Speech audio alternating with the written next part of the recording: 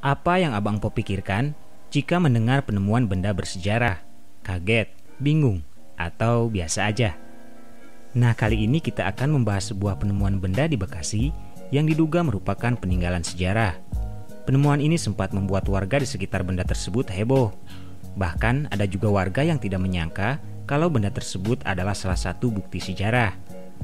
Tapi sebelum lanjut, seperti biasa, silakan disaring lalu sharing. Pokoknya dan tak dah.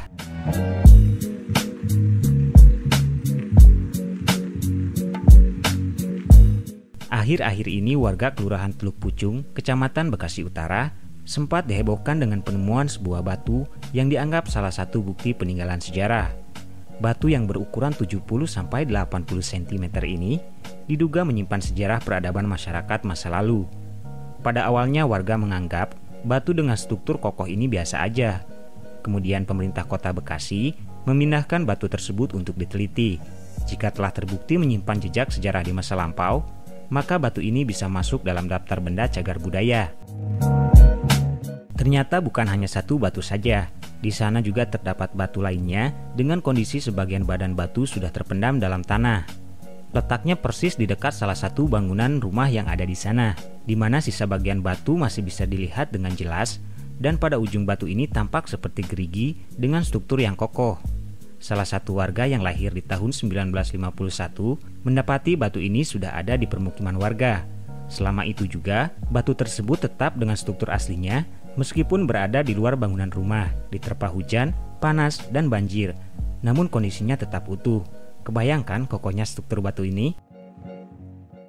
Menurut cerita warga sekitar, jumlah batu serupa di lingkungan tempat tinggal mereka ada lebih dari 10 buah. Batu yang beratnya tidak biasa ini membuat beberapa di antaranya terpendam di bawah bangunan rumah warga.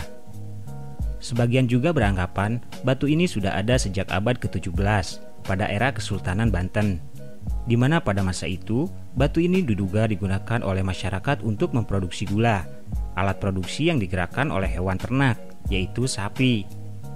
Sebagian lagi berpendapat batu yang diduga bagian dari alat produksi gula ini keberadaannya di Bekasi berawal pada era revolusi industri, di mana saat itu mesin uap mulai ditemukan, tepatnya akhir abad 18 sampai awal abad ke-19.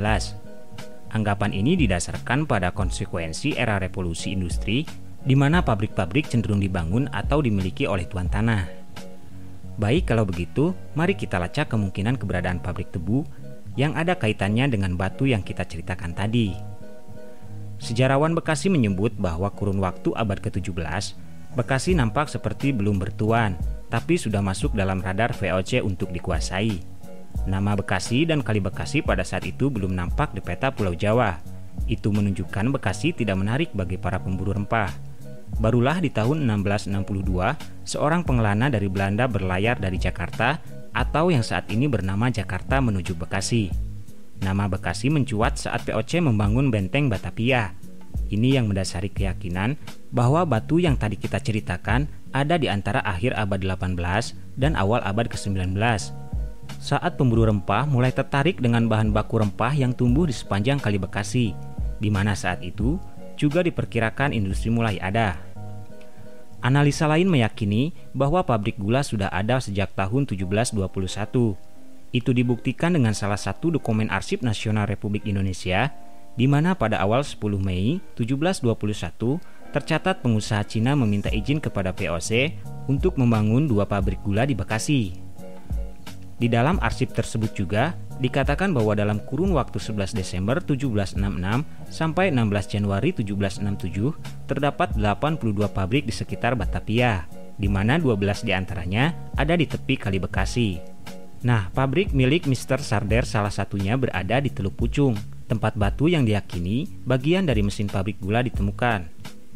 Untuk membuktikan batu yang ada di permukiman warga Kelurahan Teluk Pucung itu benar bagian dari mesin pabrik gula atau bukan, baiknya kita tunggu hasil penelitian oleh para ahli. Kita buktikan batu tersebut sudah ada sejak abad 17 atau 18. Nah, moga-moga video ini bisa diilhami. Kita makin banyak tahu, makin kenal sama Bekasi. Anggar tiap hari nonton, abongan ora dapat ilmu pisan. Kalau resep kirimin ke yang lain, biar kita sama-sama tahu.